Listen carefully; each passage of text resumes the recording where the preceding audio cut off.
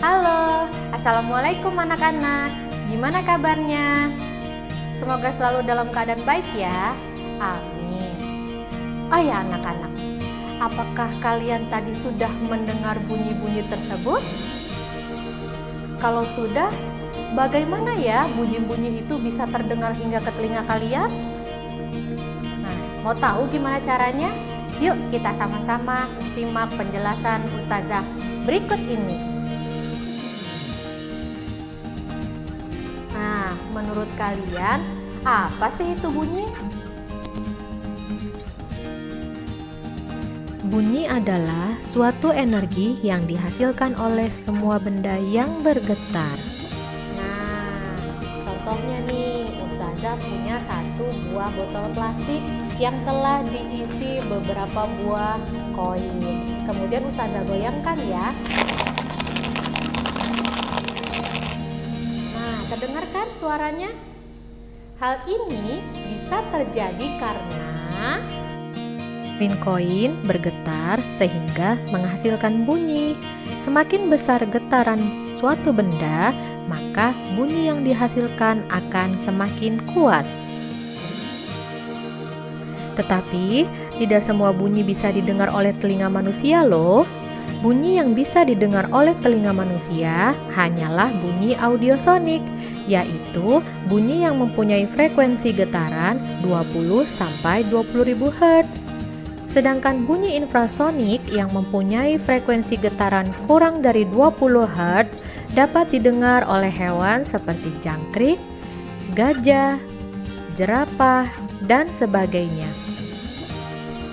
Dan bunyi ultrasonik yang memiliki frekuensi getaran lebih dari 20.000 Hz dapat didengar oleh hewan seperti kelelawar dan lumba-lumba.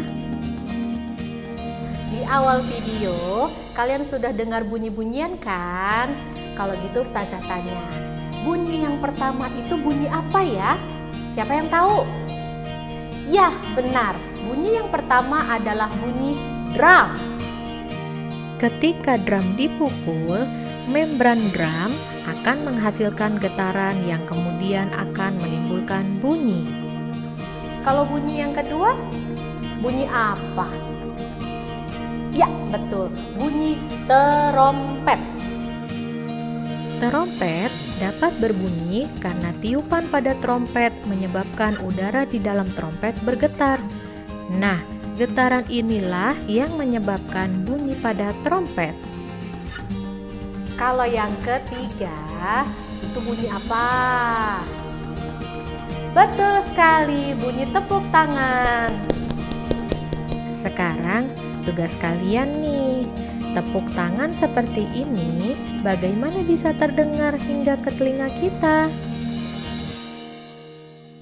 Oke, sekarang kita belajar tentang sumber bunyi. Nah, menurut kalian apa itu sumber bunyi? Sumber bunyi itu adalah semua benda yang menghasilkan bunyi. Dan berikut adalah beberapa contoh benda yang dapat menjadi sumber bunyi. Yang pertama ada kendang tifa yang dipukul. Yang kedua ada kecapi yang dipetik. Yang ketiga ada saluang yang ditiup. Dan yang keempat ada angklung yang digerakkan. Nah, kalian sudah tahu kan sumber-sumber bunyi? Kalau kalian sudah tahu, coba kalian sebutkan 5 contoh sumber bunyi selain yang Ustazah tadi contohkan ya. Tadi kan kalian sudah belajar apa itu bunyi, sudah belajar tentang sumber bunyi. Sekarang bagaimana ya benda-benda di sekitar kita bisa terdengar oleh telinga kita? Kalau begitu, kita simak penjelasan berikut ini. Anak-anak, tahukah kalian alat musik apa ini? Ya, benar, gendang. Nah, gendang, gimana sih cara memainkannya?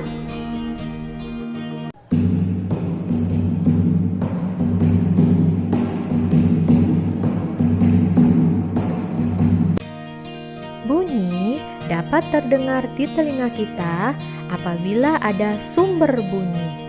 melalui media perantara, kemudian masuk ke telinga kita. Bunyi dapat merambat melalui 3 jenis media, yaitu media gas, media padat, dan media cair. Media perantara bunyi yang pertama adalah gas.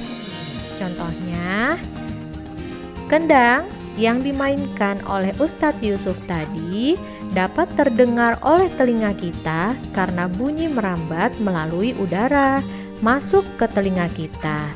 Nah, udara inilah yang menjadi salah satu contoh dari benda gas. Media perantara yang kedua adalah benda padat.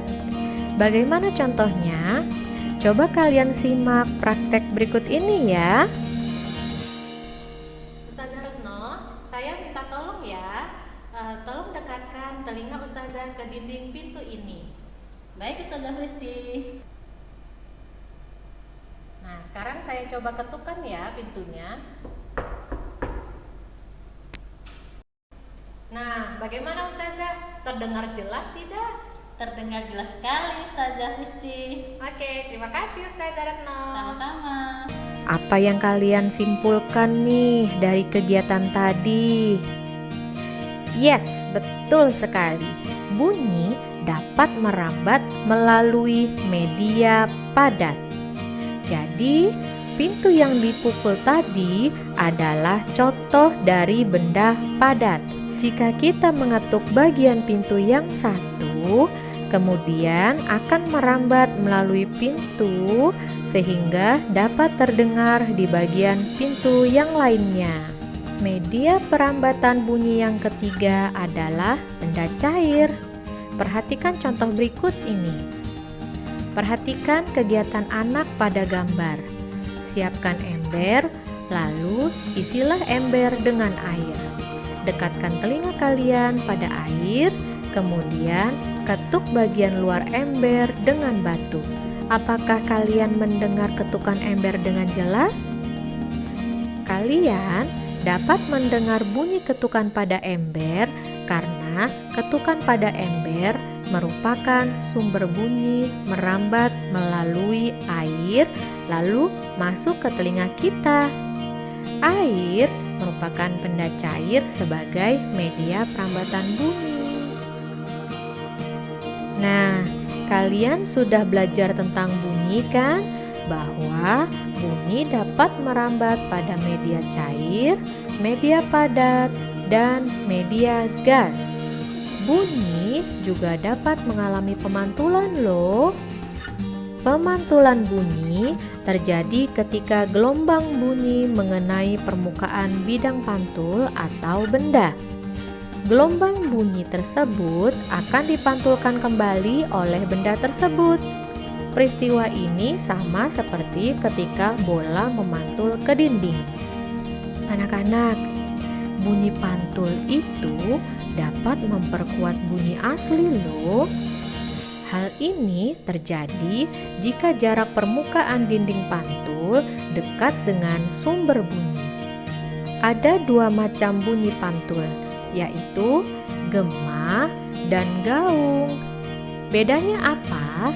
Kalau gema adalah bunyi pantul yang terdengar jelas dan lengkap setelah bunyi asli. Bunyi pantul terdengar jelas karena antara bunyi pantul dan bunyi asli tidak saling mengganggu. Gema terjadi akibat jauhnya jarak antara sumber bunyi dengan dinding pemantul, sehingga membutuhkan waktu yang lama untuk sampai ke dinding pemantul. Gema biasanya terjadi pada lembah dan lereng gunung serta goa. Sedangkan gaung atau biasa disebut dengan kerdam adalah bunyi pantul yang sebagian datang bersamaan dengan bunyi asli sehingga bunyi asli terdengar tidak jelas. Gaung biasanya terjadi pada gedung pertunjukan, gedung pertemuan, gedung bioskop, dan studio rekaman. Indra pendengaran adalah salah satu indra yang penting bagi manusia. Oleh karena itu, kita harus merawat dan menggunakan indra pendengaran kita sebaik-baiknya ya. Seperti firman Allah Subhanahu wa Ta'ala pada Quran Surat An-Nahl ayat 78 yang berbunyi, Bismillahirrahmanirrahim. Wa ja'ala lakumus sam'a wal absara wal af'idata la'allakum tashkurun. Nah, anak-anak, kalian sudah paham kan dari penjelasan-penjelasan tadi? Kalau begitu, alhamdulillah kita akhiri pembelajaran hari ini. Terima kasih. Wassalamualaikum warahmatullahi wabarakatuh. Dadah.